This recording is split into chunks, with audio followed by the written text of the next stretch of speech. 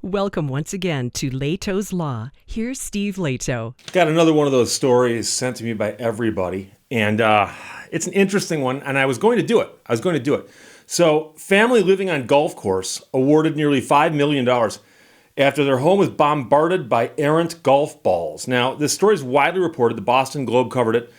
This story is from dailywire.com. Joe Morgan wrote this version of it, and it is exactly what you expect. Somebody's living with their house next to a golf course, and golf balls from the golf course somehow find their way into these people's yard or hit their house.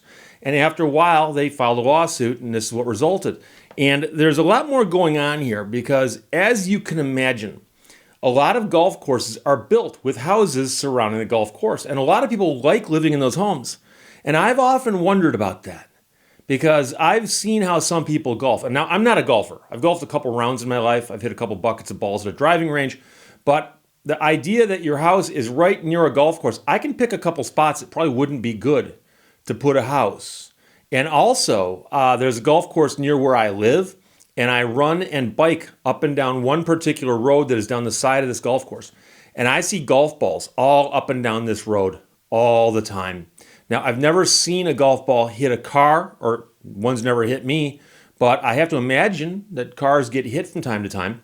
So the question is, what does the golf course owe the people who are right outside of the boundaries of the golf course with respect to errant golf balls? For many people, of course, living on a golf course sounds like a dream. The sound of a good smack on a golf ball with a driver, you can picture that sound, right? But a barrage of errant golf shots could turn that idyllic home into a nightmare. For a family named the Tenzer family, their dream home on the 15th fairway of Indian Pond Estates turned into an everyday fear of walking outside as golf balls rained down on their property, putting their 3 young daughters at risk. And however, it has now turned into a nice payday with respect to the lawsuit.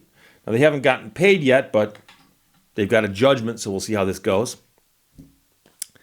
They bought what they thought was their dream house and it became a nightmare for them. Their attorney told the Boston Globe they couldn't do anything outside during the golf season.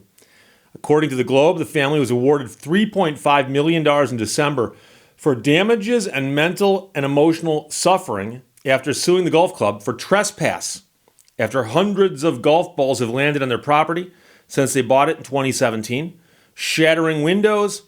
And now, with interest, the family will be awarded $4.9 million. So there's 2 things to look at there. Number one is the primary complaint was trespass.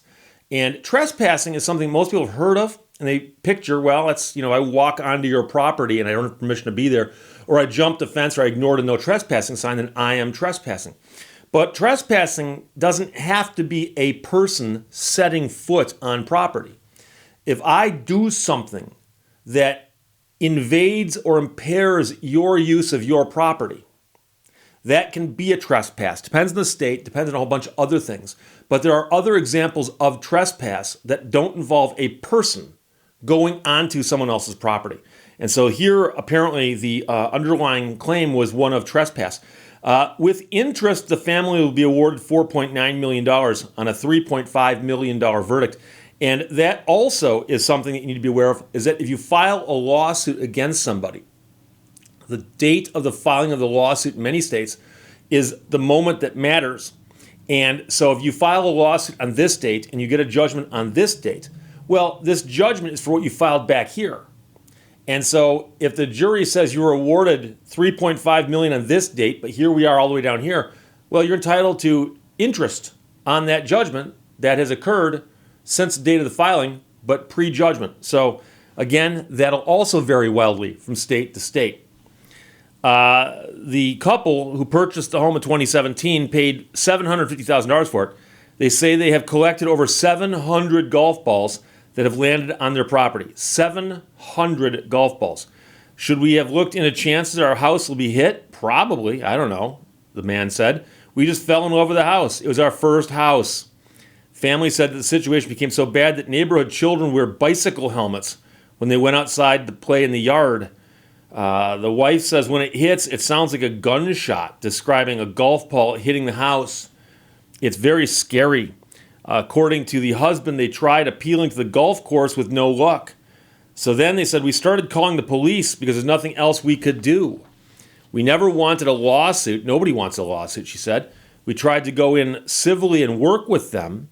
We got some communication, but then it stopped. Now, the lawyer who represents the golf course says that the accusation that the club did nothing to try and find a solution is incorrect. It's not true that the golf course didn't do anything, he said. A suggestion that we were completely unresponsive, I don't think is accurate at all. Period. End of quote. He doesn't say what they did, however. And again, now, every attorney behaves differently. But if I was the attorney for the golf course making that statement with a straight face, I would have said, here's what they did. I'd rattle it off. Because if you just had a trial, presumably you went over all that in trial. What did you do? You guys did something? What'd you do? So the lawyer said he's confident that the injunction will be struck down and they'll be filing an appeal. So apparently part of this lawsuit was they want damages for what happened, and they want something to be done by the golf course in the form of an injunction that will force the golf course to take steps to stop this from happening any further. So he says that this is attorney again for the golf course. I'm confident, extremely confident, that the injunction will be struck down. In my opinion, as a matter of law, the verdict of $3.5 million for alleged emotional distress is against the weight of the evidence. For the family, the last few months have been a welcome relief as the golf course moved the 15th hole, and the family hasn't had a golf ball land on their property in months. So that's one step the golf course apparently did take, and apparently solved the problem. At least it appears to have made a big dent in the problem. Excuse the pun. But I can tell you that if I was sitting in my house, everything's all nice and quiet, and all of a sudden, bam, a golf ball smashed through a window, I think that would get my attention, and it would probably upset me if that happened on a periodic basis. So not just a golf ball landing in the yard, but hitting the house or breaking windows. I saw in another version of the story that windows were broken in the house. And that's, a little bit beyond what you'd expect. But I am curious. I went to a wedding reception a couple years ago, and these people had the most beautiful house. And the backyard was beautiful and manicured, like you can imagine, like a team of people using like fingernail clippers to clip the grass. It was beautiful, but it was on a golf course. And now there was a putting green right there. Like you could see it from their backyard. And I remember thinking to myself, I bet you anything there are people who overshoot the green and put golf balls in this yard. Now, if they hit the house, I don't know. But there's also the question, and Dan sent me a note this morning, said, Steve, just see the story? And I was about to do the story. But Dan said, maybe you don't buy a house by the golf course. And that's the question that many people will ask isn't there some sort of assumption of the risk where you buy a house next to a golf course? I mean, it's a golf course, and there's golf balls flying around out there. Now, I am curious for the guys who are really into golf, especially those who know about golf course design, I'm assuming there's certain things you can do to protect the houses. So, for instance, the obvious one is simply how you lay out the course. So the tee is here, and there's a house behind the tee. I assume that most balls going that way aren't going to wind up hitting the house over here. You hope.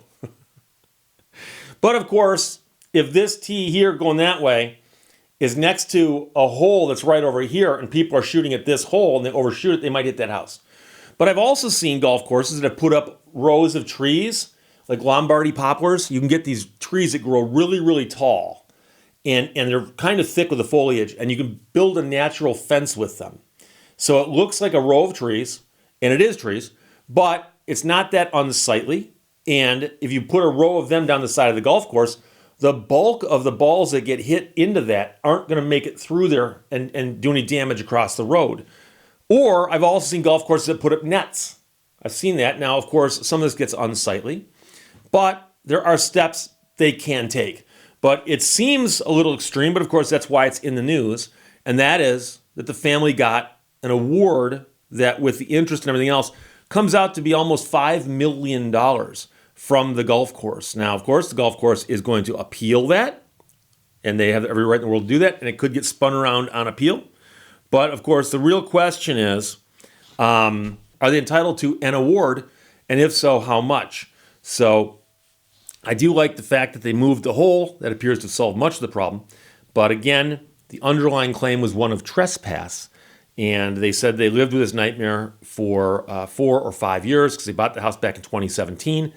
And they have collected over 700 golf balls. And keep in mind, I suspect that there are going to be a lot of golfers who they hit the ball on the property and they know it's there, they're going to go on the property and retrieve it. So those balls would not be part of the 700 ball tally.